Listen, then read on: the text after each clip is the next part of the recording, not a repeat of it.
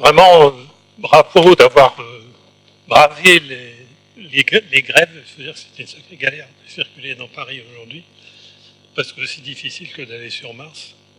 Mais enfin, on y est arrivé, et on est très content de cette première présentation géologique qui était vraiment très intéressante. Je suis sûr que les autres le seront aussi. Alors, effectivement, je suis le président fondateur de cette association. Nous étions 8 fondateurs, c'est pas beaucoup, hein, le 13 mars 1999. Parmi ces 8, il en reste aujourd'hui 2 dans l'association, moi-même et Christian Lardier, journaliste qui était responsable de la section spatiale au magazine Air et Cosmos, qui malheureusement, habitant en banlieue lointaine, a renoncé à nous rejoindre ce soir.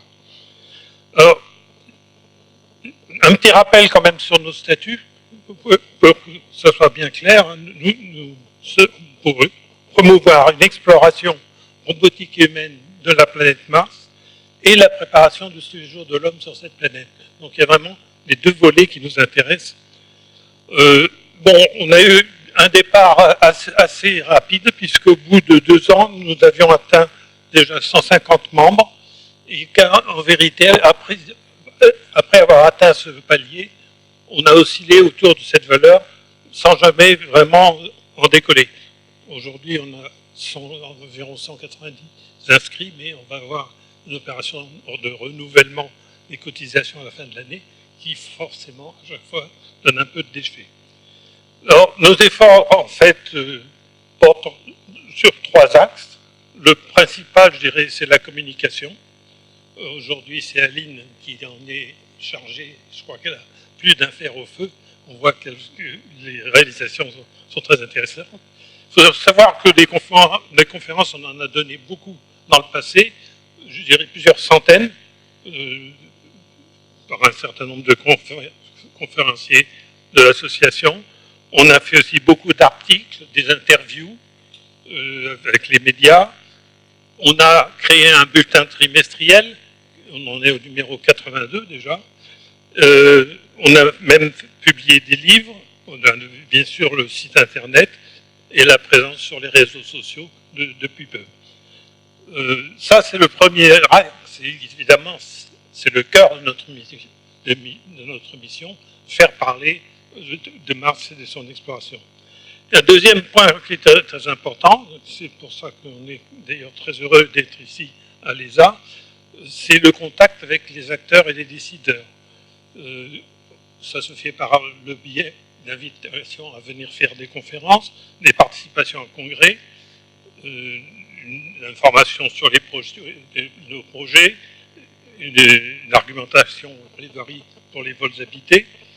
Et je dois dire qu'on est reconnu et apprécié par eux, parce qu'en particulier, ils voient bien qu'on constitue une sorte de relais de communication entre une sphère un peu technologique et scientifique qui fait parfois un petit peu peur au grand public et le grand public. Il n'est pas rare à la fin d'une conférence que quelqu'un vienne nous voir en disant je suis très intéressé, mais je n'ai pas fait d'études scientifiques. Mais tant pis, ça n'a aucune importance. Il y a beaucoup d'aspects dans cette aventure humaine qui dépassent la science. Puis le troisième volet de notre action, il faut qu'on reste justement en contact de cette science et de cette technologie. Donc il faut qu'on participe à des congrès, qu'on entretienne nos contacts, de façon à rester compétent et pouvoir dialoguer avec tout le monde, avec les acteurs. Alors, une chose que je voulais dire, c'est que dans différents types d'actions, on a toujours cherché à coopérer avec des organismes existants, que ce soit la 3AF, la SAF, des gens comme ça, parce qu'on pense que c'est le meilleur moyen de toucher le plus vaste public. Ceci étant, on fait attention de ne pas apparaître comme une société savante, parce que justement, on ne veut pas faire peur aux gens qui se sentent un peu dépassés par le côté scientifique. Donc, j'ai assumé la première présidence avec comme objectif essentiel de se faire connaître et d'éveiller l'intérêt.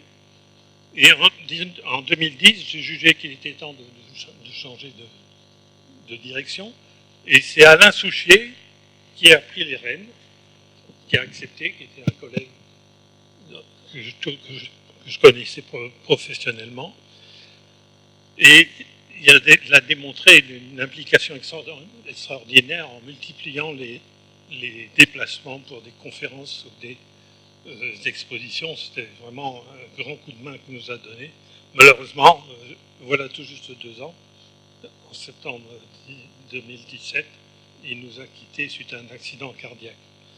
Je voulais qu'on lui dédie cette soirée. C'était vraiment un homme remarquable, apparemment infatigable. Il enchaînait les déplacements dans toute la France et en Europe pour donner des conférences ou installer et tenir des expositions. Et il alimentait aussi régulièrement notre site internet. En plus, c'était un des spécialistes européens d'espace les plus éminents, même si sa modestie ne l'incitait pas à se mettre en avant. Passionné, c'était un garçon qui ne s'emportait jamais. Leader convaincu, il respectait ses contradicteurs.